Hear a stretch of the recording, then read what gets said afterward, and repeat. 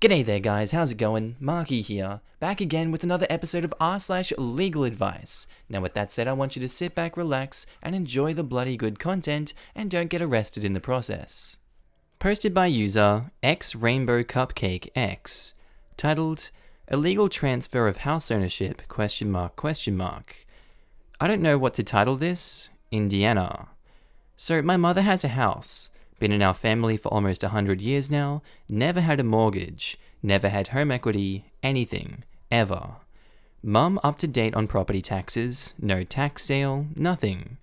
I went out to the lake house to get some of my stuff. While maintaining it year round, grass, weeds, etc., it is a summer lake house, and we use it for storage, etc.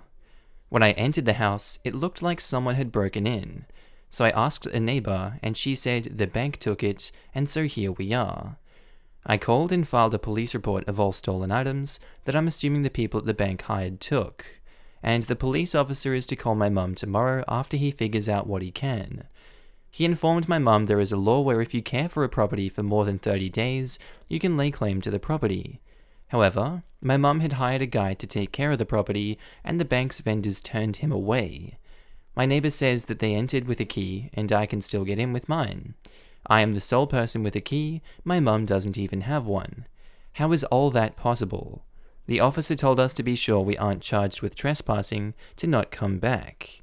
However, he let me get all my stuff. My mum got no notice of legal transfer, no nothing. How is any of this legal? Can someone explain? Or what do we need to do?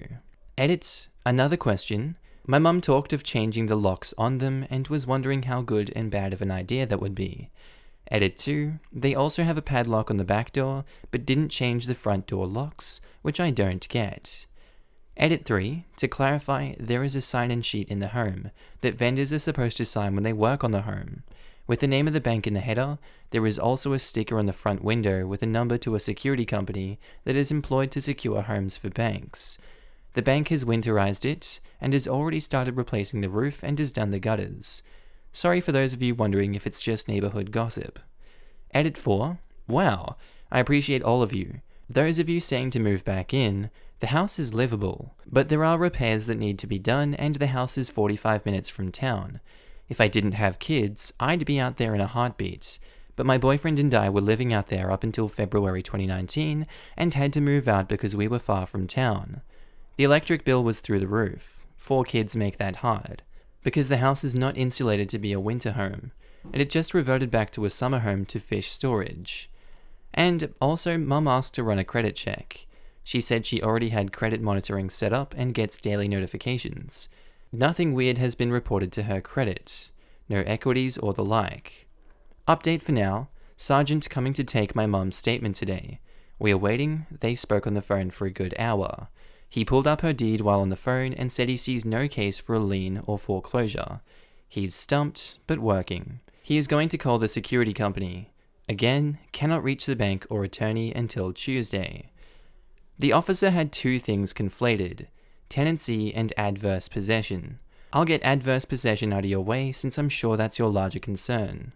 Someone can occupy a property openly, notoriously, continuously, for a period of 10 years and be able to attempt to claim title, not 30 days. This is an adverse possession and is in fact a thing. Someone occupying a property for 30 days can argue a tenancy exists and is entitled to an unlawful detainer hearing before LE can throw them out. But you don't say there's a person living there.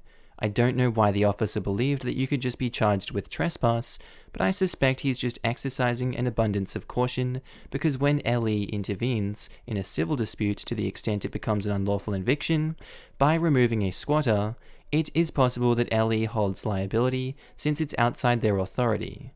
Tenancies can't be terminated by forcing someone out.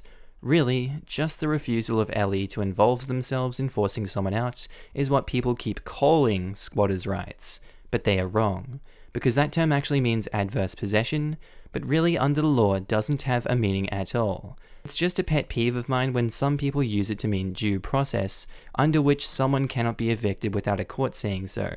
Pardon this side rant, but it really gets confused quite a lot. Your mother needs a real estate attorney. I suspect there was no bank involved here, but in the event the faxes were not paid, it is possible that a finance company purchased it at a tax sale. But this is so unlikely, I am loath to mention it as soon as possible. I think the neighbor is repeating information told to them and are incorrect about a bank repossession because it is simply not possible. Somewhere, someone made either a grievous error or else acted maliciously, and either or both are difficult to undo. I suspect that the deed is still in your mother's name though. I have the sign-in sheet with the bank name on the paper. They have put bids for people to fix the house up. The bank is a mortgage lender, which again she had no mortgage. We are a very tight-knit community out there, so when she saw people snooping around, being the president, she asked them what they were doing. They told her they were the bank and that they owned the house, and she physically watched them enter with a key. None of this makes any sense to me. How they got a key, how they claim the house is theirs, none of it makes sense. They even have a security company number on the house to call if anyone notices anything off. The company is Safeguard. They are employed to secure houses for banks. If there has never been a mortgage, the next concern I would have is a relative or close associate with the family falsifying an equity loan. This type of fraud is less rare than, say, banks accidentally foreclosing on a house that had nothing to do with, but it's not exactly common either. In any case, this is unquestionably a situation in which an attorney is needed. Assuming a bad actor or bank error, it's incredibly arduous to slog through the legal process just to get the legal documentation to figure out what happened and what steps to take. It is likely that it will work out, but it will take time and will be frustrating and upsetting. Having an attorney deal with the process helps remove the anger and emotion from the equation in application, and will make it much easier on your family. We disallow users from asking for updates here, and I certainly won't ask you to go out of your way to keep us posted, but I will abuse my mod power for a moment to say I would be very interested in hearing how things are going. That's really interesting, guys. We disallow users from asking for updates here. Really interesting one. Just saying, some people in the comments, really interesting. Also, we will never second guess an involved attorney, so it's not a good idea to come ask us if we agree with what her lawyer says or suggests. But you are always welcome to come back and let us know how things are progressing and ask any simple questions about the process you may have. Someone actually pinged me to look at your question, as I come across a fair amount of both adverse possession claims as well as unauthorized tenancy questions in my area. To be honest, taking everything at face value and recognizing that you're all just collecting facts as you can right now, I can think about 6 or 8 likely things that could have happened. They can be plotted in a bell curve form: a simple human error and oversight failure on one end, and an institutional process involving bad faith acts on the part of the lender at the other. The more likely scenarios are someone with just enough access to your family to get financial and personal info applying for, receiving, and defaulting on an HELOC, or refinance could have led to a foreclosure. A less institutional, but also less a simple human error, but still a massive frick-up within the mortgage lender due to hideous record keeping, and or a party, usually acquainted with the owner and frequently related, utilizing identity theft to sell the property to a partner in crime. Then the fraudulent seller and partner share the money and default on the mortgage. I suspect the most likely scenario involves an associated party taking out financing on the house and changing the contact name and information for notices so your mum never got them, or something as simple as forwarding the mail to the home as you use for storage. But it's impossible for us to know. There are just so many possibilities. I will keep your family in my thoughts though, as I absolutely do understand how anxiety and panic provoking this is for you all. Your mum can go check the deed herself on Tuesday at the recorder's office to see if and when the deed was altered, as well as it should have history of financing. Her own credit record may reflect revolving lines of credit she doesn't recognize. She can check for any large jump or drop in her credit score as well over the last few years, as those can give clues as to when and sometimes clues to what happened. The good news is real estate transactions have to be done on paper, and there are significant rules as to what has to be written and how and signed and dated and witnessed and notarized, so the information is out there. Best of luck, and don't be shy to come back with additional questions. I wish we could give you a more clear direction here, right now, but have mum call a real estate attorney as soon as possible. The The long weekend may delay it until Tuesday, but lawyers are still working and it shouldn't be too difficult to find someone. The fact that they have a key that is the same as yours isn't all that weird. A locksmith can open a lock, look at the pins, and make a key that works. They can also stick a blank in a lock, and based on where the rub marks are from the pins, they can file the key down, eventually making the key that works the lock. It's called impressioning. There are also other tricks like removing all the pins, or some of the pins, so any key, or a key with the cuts of just the pins they left in, will work. Either way, I wouldn't spend too much time trying to figure out how they got a key. A locksmith that is called by a bank will usually trust what the bank is saying and do the work. No, the reason I feel it's weird is they didn't change the lock after getting in, but I agree it's not worth festering over compared to the big picture. Hubby and I work for several different preservation companies. Refuse to work for Safeguard for this reason. Google Safeguard and loads of issues just like this occur. Similar address, different town. Transposed number. Your best bet is to get a lawyer ASAP. They will be ever so nice to you so you don't sue them. There are hundreds of lawsuits against them for this very same thing. There's a reason people call them screwguard. So you're saying it could possibly be a fault on the preservation company's part and not the bank themselves? Photograph and document everything about the cabin's current state. Write down what is different about it from the last time you were there, especially what is missing. Track down the deed and any tax records proving total and complete ownership of the property. Call your bank and inquire about their alleged trespassing/B&E/burglary on your property/house. Change your locks. Run a credit check on yourself and your mom. If any of the above don't go 100% smooth, hire a lawyer. Kicking myself today. Didn't take pics last night because I was so upset.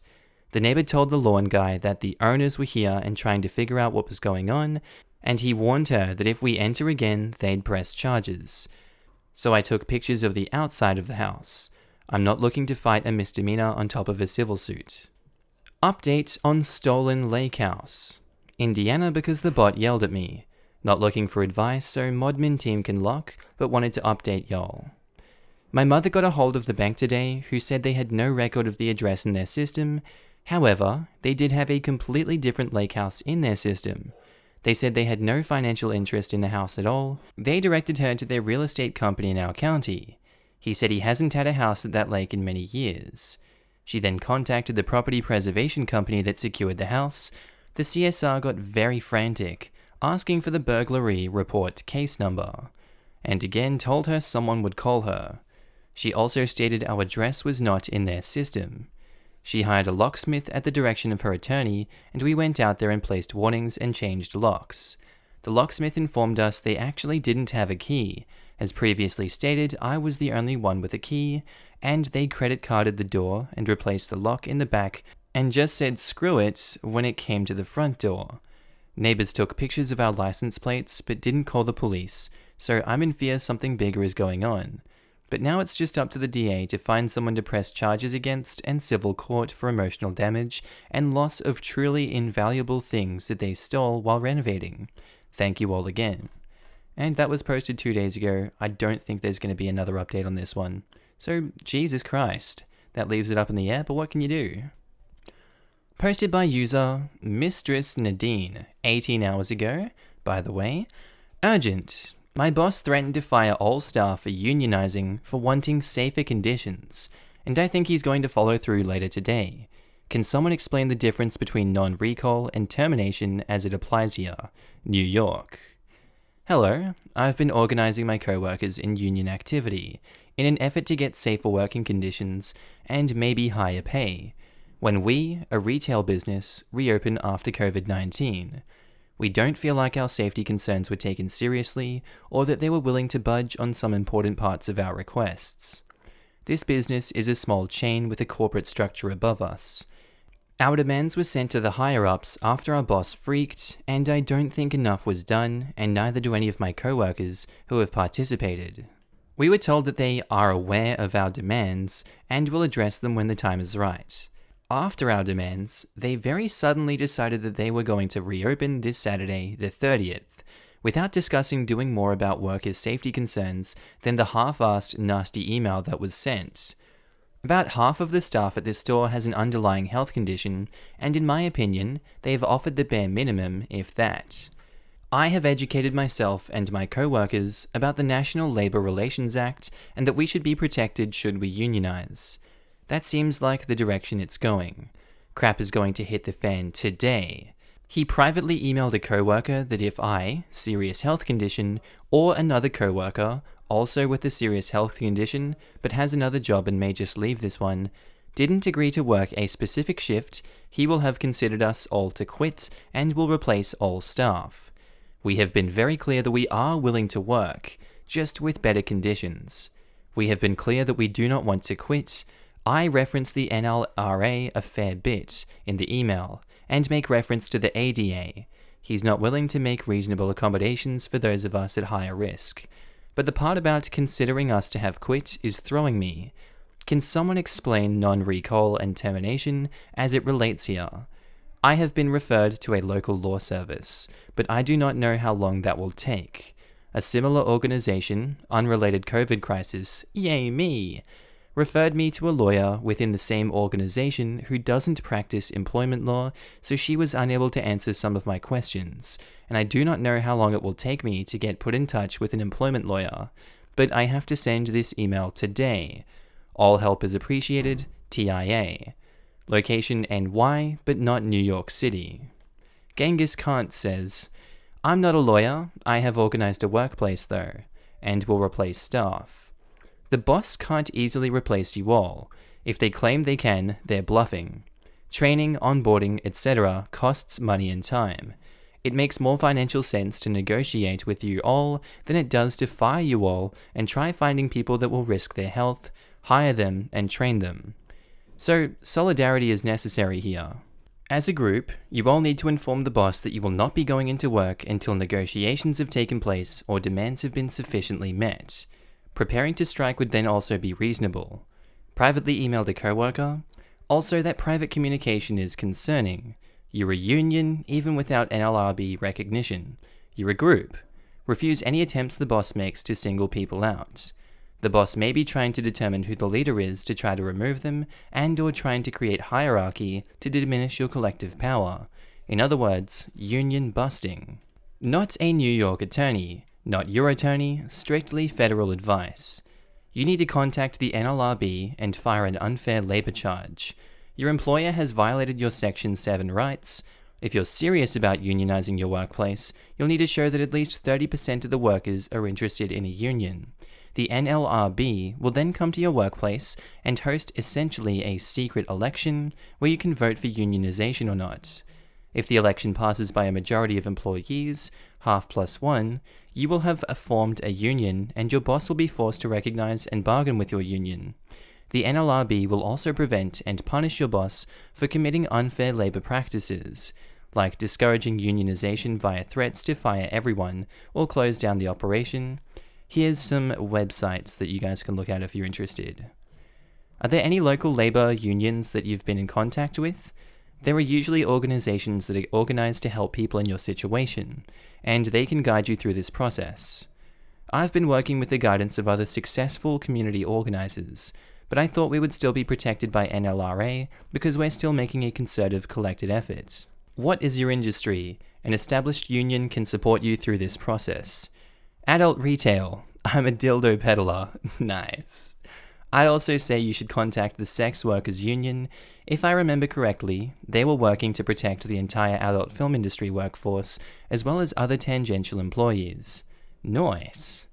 Retail workers are frequently represented by the Service Employers International Union, or SEIU. They'd be a good place to call. Not a lawyer, but I am a union member. Been involved in union negotiations. You should have been in contact with a union rep from the beginning. Sounds like you might be screwed, and just so you know, this isn't 1950. You're better off with a union, if you don't have unreasonable demands, than you are without one. But a union won't make all your dreams come true. They don't have the power they once did in most cases. I'm keen to see where that one goes. That's really interesting, and I hope it opened you guys up to some information as to what's going on with union workers. This is an interesting time to be living through. Posted by user RE3CK6LE0OSS. titled, "Someone Stole My $2,000 Mountain Bike from My Apartment Complex Bicycle Storage Room." And it's just douche, it says. Nice. The lease states that we are not allowed to store our bicycles in our apartments, so the only other option is to store it in the bicycle storage room. The room is locked and requires a key fob to get in. Every tenant has a key fob, so it could have been anyone who lives here, or even a worker who works here because it's a new building. Someone else had their bicycle tire pump stolen the other day as well. There is a camera right outside the room that faces the area, so they will likely be on camera unless they covered it up. I've contacted my landlord and the apartment manager. I've also filed a police report online. I won't hear back from any of them until hopefully Monday. If I don't get it back, I'm planning to go through my renter's insurance to get compensation. From a Google search, it looked like they would just cover it up. Just wondering if there is anything else I should do.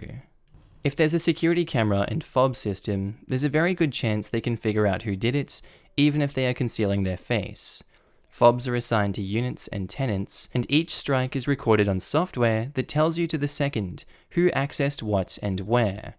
If you can narrow down when you think it was stolen, it will be helpful to the management when reviewing footage and checking for logs. That's what I'm hoping for. It happened within about a 26-hour period, so I'm suspecting it was during Friday night. You should start making a claim with your renter's insurance now. I would highly advise you not doing this, as I work in insurance. You don't want to start a claim you don't need to. Even with a $0 payout, the system will register the claim and, depending on the company, charge you for it. You would only want to file a claim if, after you get a hold of the apartment complex, they aren't able to get the bike back. You would also want to make sure you have some receipt or proof your bike is worth that much, because without it, they could not pay you what it's worth. And depending on if your policy is actual cash value or replacement, it might include depreciation, and you have a deductible on top of that. I'd wait it out until you hear from them. Unfortunately, some of the cheaper systems don't keep a history of which key was swiped. Learned this lately after a similar problem as OP. If you do get your bike back, or another bike, I would be storing it in my apartment. If management complains, show them the police reports and tell them they have shown you that their storage room isn't secure or protected in any way. Putting it in a locked room that everyone has a key to is totally not safe. That is ridiculous. The only way I would use that room again is if they guarantee they will replace anything stolen or damaged. Good advice. Also, why don't they want bikes in apartments? Surely you can just request any damage to the walls is repaired prior to you moving out. Is there any other reason for them not allowing it? In the landlord's eyes, preventing that damage is better than repairing it when the tenant moves out. Also applies to taking an unwashed mountain bike into a carpeted apartment. And of course, if a tenant takes an unwashed mountain bike up the stairs to their apartment, it will leave trails of mud on those stairs, causing a slip hazard, for which the landlord may be liable. So another valid reason to not allow bikes in apartments. But I have a question. Did OP secure their bike to anything inside the storage room? I'm not victim blaming here, just curious. OP didn't reply to that. Former property manager here. There is no way to stop a determined thief. You can only make it difficult enough that they'll pick an easier target. Chances are they followed someone into the building, popped the lock to get into the room. Unless it's covered with a metal plate, they can do that with a thin piece of metal or plastic, and took the first bike they saw that was unlocked or had a cable lock that could be easily snipped. If management isn't commenting, it's probably because they saw that on the video and don't want tenants to know how easily the thief bypassed security measures.